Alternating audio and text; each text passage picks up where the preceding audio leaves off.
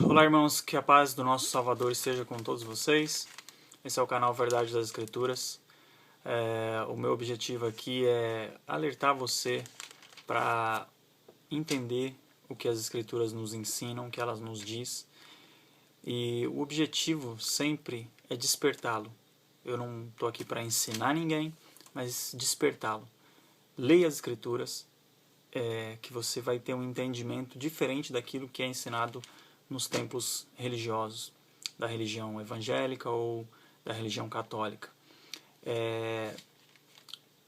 Sempre o nosso Pai nos admoesta para as leis dele, para o amor ao próximo. O nosso Salvador diz que aqueles que creem nele, como dizem as Escrituras, destes fluirão rios de água viva. Então, querido, leiam as Escrituras. Você vai saber coisas aqui, vai conhecer coisas que está diferente do que você tem aprendido. Ou que você, que talvez não frequente a nenhuma religião, mas você vai saber coisas aqui que vai alimentar você e que vai amparar você nas suas debilidades. Tá ok? Eu quero fazer um vídeo bem breve agora, no dia de hoje, e eu só quero ler pequenos trechos aqui que está na carta de 1 Coríntios e também na segunda carta de Coríntios, que são perguntas que Paulo fez ao povo e em outras ele apenas disse, constatou, ensinou o povo quem eles eram. E o primeiro texto que eu quero ler está em 1 Coríntios, no capítulo 3, a partir do verso 16, que diz assim: Certamente vocês sabem que são o templo de Deus e que o Espírito de Deus vive em vocês. Assim, se alguém destruir o templo de Deus, Deus destruirá essa pessoa, pois o templo de Deus é santo e vocês são o seu templo. Querido, você é o templo de Deus. Deus mora em você, na sua mente, no seu entendimento. O Espírito do Pai é quem te conduz, é quem te consola. E se você tira essa glória de você para dar um templo feito por mãos humanas, a um templo de pedra, eu não creio que o Pai esteja feliz com isso. Tá? Vamos a outro texto que está também no primeira carta de Coríntios, no capítulo 6, a partir do verso 19. Que está falando basicamente a mesma coisa, mas eu quero que você veja quantas vezes Paulo nos lembra disso, ok?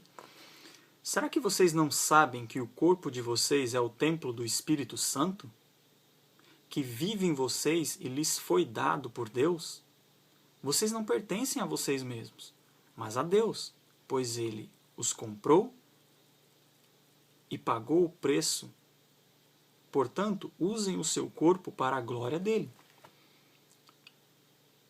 Tem algo que você possa fazer para a glória dele que seja melhor do que reconhecer que ele habita em você?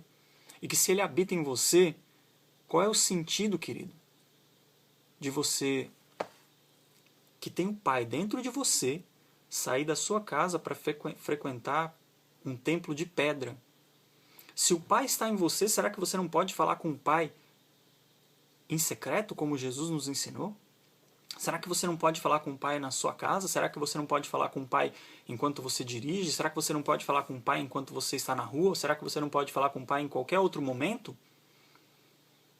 O que você tem que fazer num templo de pedra onde o Pai, em várias oportunidades, disse que ele não habita, que ele não está? Vou pegar aqui, livros de Isaías, no capítulo 66, diz assim: Assim diz o Senhor, o céu é o meu trono, e a terra o estrado dos meus pés. Que casa me edificareis vós? E qual o lugar do meu repouso? Porque a minha mão fez todas essas coisas, e todas vieram a existir, diz o Senhor.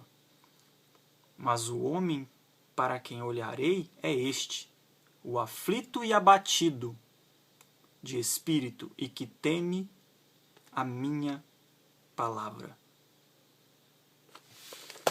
Vamos ver aqui numa outra versão como é que está escrito.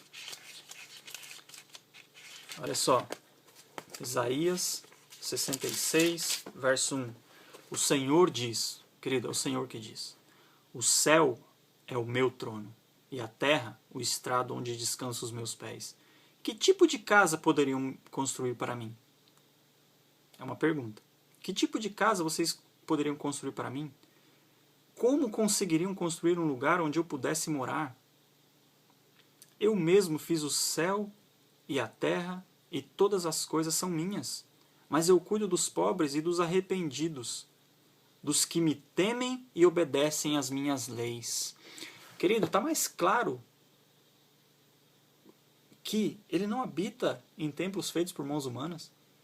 Ele está falando aqui, ó, eu mesmo fiz os céus e a terra, e todas as coisas são minhas. Mas eu cuido dos pobres e dos arrependidos, dos que me temem e obedecem às minhas leis. Olha o contraste que ele está fazendo. Ele está falando, vocês estão falando que edifica casa, eu moro por acaso em algum lugar? Que tipo de casa vocês vão construir para mim? Eu não moro nesses lugares, eu moro em vocês. Vocês são o templo. Ok? Vamos em 2ª carta de Coríntios, no capítulo 6, a partir do verso 16. Diz assim: que relação pode haver entre o templo de Deus e os ídolos?